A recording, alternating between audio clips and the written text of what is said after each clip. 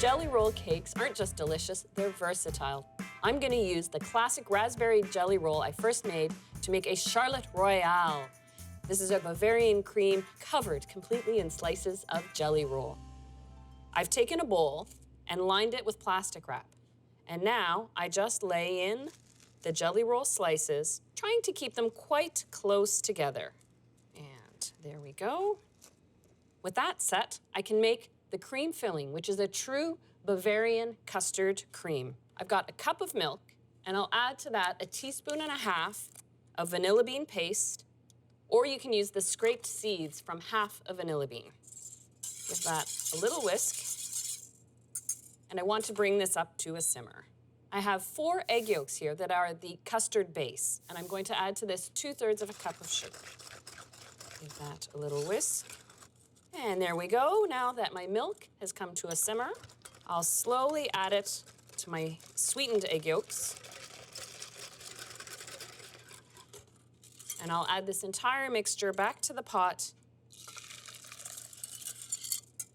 And I just stir it with a wooden spoon over medium heat until the egg yolks thicken.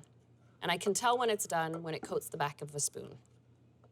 So I take this off the heat, strain it.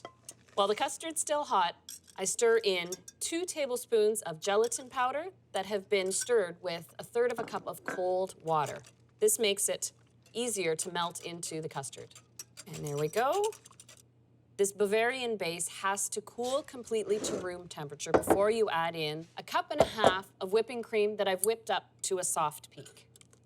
So I just add this all at once. And this folding technique we picked up in making our jelly roll sponge cakes comes in handy not just for cakes, but for custards too.